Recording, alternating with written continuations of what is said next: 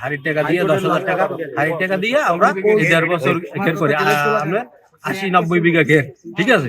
হঠাৎ করে দেখা গেছে জুলফিকার আলমগীর মল্লিক সাইফুল মোহরি এরা 150 লোকজন লইয়া আচুক্য দেখা গেছে আমাদের উপরে আতঙ্কিত হামলা করে।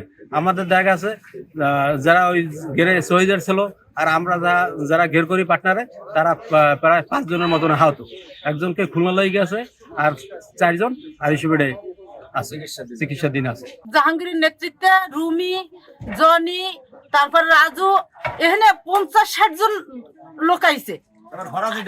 ফরাজি ডাহাত আমি এখন চিনি না, কিন্তু আমি ভিডিও করে রেখে দিছি।